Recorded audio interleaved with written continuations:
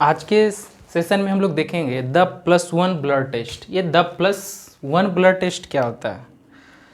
तो हम लोग को आइडिया जहाँ तक है कि जैसा हम लोग हम्प्रीस विजुअल एक्यूटी में हम्प्रीस इमीडिएट कंट्रास्ट जब देख रहे थे, जो फिजियोलॉजिकल सिम्पटम भी उसे कह रहे होते हैं, उसमें क्या होता है +0.75 के आसपास डायप्टर से हम लोग देख रहे थे, जिसमें रेटिनल इमेज थोड़ा सा ब्लर कर रहे होते हैं।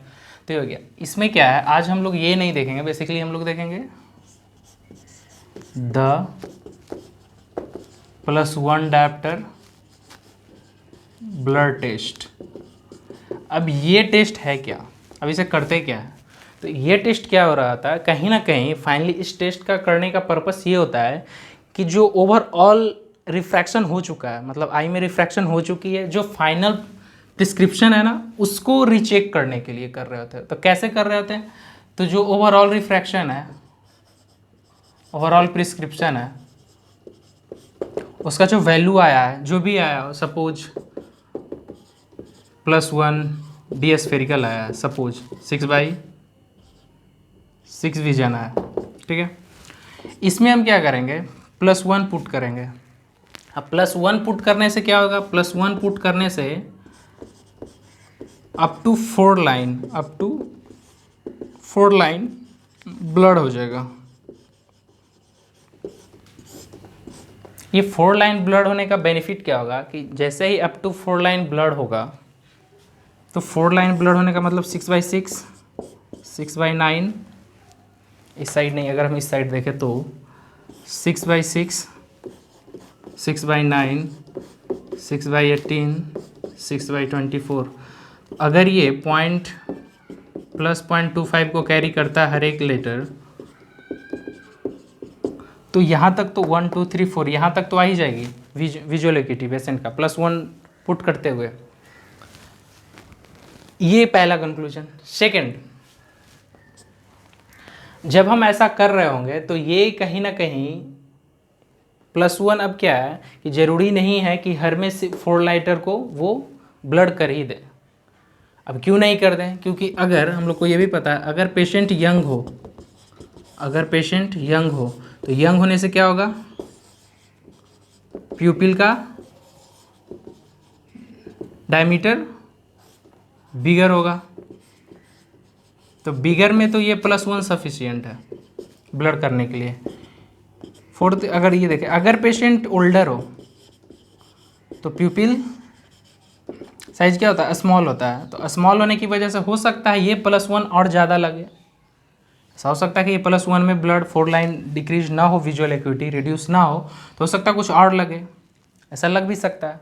तो बेसिकली क्या है कि अगर ये +1 में ब्लड हो जा रहा हो और अगर 4 लाइन ब्लड हो जाने से ये फाइनल पता चल रहा होता है कि अगर 4 लाइन हो गया, तब तो इसका मतलब है कि एकोमोडेशन रिलैक्स था जब रिफ्रैक्शन हो रहा था उस टाइम। अगर 4 लाइन ब्लड ना हो, अगर पेशेंट 6/6 से ब्लड होकर 6/9 या 6/9 के आसपास ही अगर जाता है, अगर रिस्पॉन्स है तो, अगर ये 6/6 है तो, अगर +1 से सपोज पेशेंट का विजन 6/5 आ गया था, किसी और दूसरा केस लिया है, अगर 6/5 है और अगर पेशेंट का रिस्पॉन्स 6/9 या 6/6 है, तो इससे ये पता चल रहा होता है कि वो जो स्फेरिकल फाइंड आउट हुई है, स्फेरोसील आप जो भी फाइंड आउट पावर की हो, उसे ये पता चल रहा था कि ये 6 से 6/9 और 6/6 अगर पेशेंट रिस्पॉन्स कर रहा है, तो इसका मतलब कि कहीं ना कहीं पेशेंट अंडर प्लस है। और अंडर प्लस को हम दूसरे वर्ड में ये कह सकते हैं कि पेशेंट कहीं ना कहीं ओवर माइनस है, ऐसा कंक्लूजन हो रहा। तो इससे ये पता चल रहा था कि जब हम रिफ्रैक्शन कर रहे थे तो उस टाइम में एकोमोडेशन रिलैक्स था या नहीं। Basically accommodative spasm find out करने का बहुत सारा वे है, बट ये +1 से भी रिफ्रैक्शन कर रहे होते हैं लोग। तो कभी कभी क्या होता है कि जब एकोमोडेशन रिलैक्स नहीं रहता है, तो ये फाइंड आउट तो इससे हम कर लेते हैं। इस टेक्निक को बेसिकली यूज किया जाता था प्रेस बायोपिक पेशेंट में। तो इसी के बाद इस टेक्निक को अप्रॉक्सीमेटली 2004 में इलॉट, एक साइंटिस्ट है, एंड कॉक्स, ये फाइंड आउट ये किया कि ये +1 टेक्निक से बेसिकली वो प्रेस बायोपिक में यूज करने लगा था।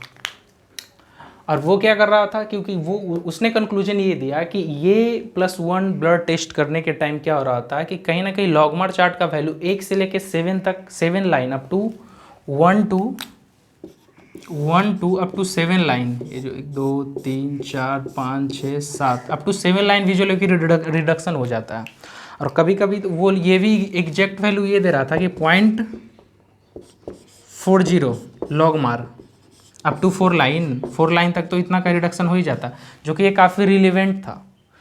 तो ये ऐसा बोला कि इलॉट ने ऐसा कंक्लूजन निकाला कि ये ज़रूरी नहीं है कि +1 से जो इमेज ब्लड हो रही थी या फिर 4 लाइन जो डिक्रीजमेंट हो रही थी उसमें स्नेलेंस में, तो ये ऐसा ये नहीं है कि वो अंडर प्लस है या ओवर माइनस है।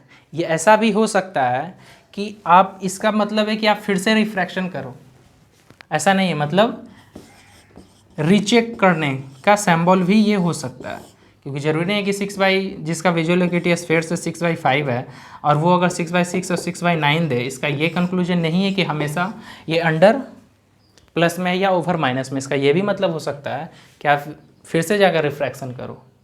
तो कहीं ना कहीं देखा जाए तो दोनों एक ही वर्ड है, ये बस कहने का तरीका अलग है। और अगर हम बात करें तो कभी कभी लोग क्या कर रहे होते हैं कि ये जो +1 रखा हुआ है इस पर वैल्यू, कभी कभी लोग इस वैल्यू को यूज कर लेते हैं हम्प्रीस इमीडिएट कॉन्ट्रास्ट टेक्निक में। क्यों +1 रख दो और जैसे उसमें +0.75 रखते हो, तो ये जो स्मॉल का प्यूपिल जो हम बताएं साइज की वजह से, जिसमें बड़ा हो यंगर में, तो +1 तो सफिशिएंट है ब्लड करने के लिए। अगर स्मॉल पर छोटा तो ज़्यादा चाहिए, तो कभी कभी लोग क्या करते हैं +1 रख के ही फेलो आई को रिफ्रैक्शन कर रहे होते हो, कोई प्रॉब्लम नहीं होती है। आगे के सेक्शन में हम लोग देखेंगे कि जो हैम्प्रिस यूज कर रहा था +0.75 या पीपल के अकॉर्डिंग या एज के अकॉर्डिंग जो पावर चेंज हो रही थी, तो उसका एक इमीडिएट यानी उससे भी मॉडिफाई वर्जन हैक हैम्प्रिस टेक्निक टोटली मॉडिफाई वर्जन है, वो हम लोग नेक्स्ट सेशन में देखेंगे। So up to this, thank you.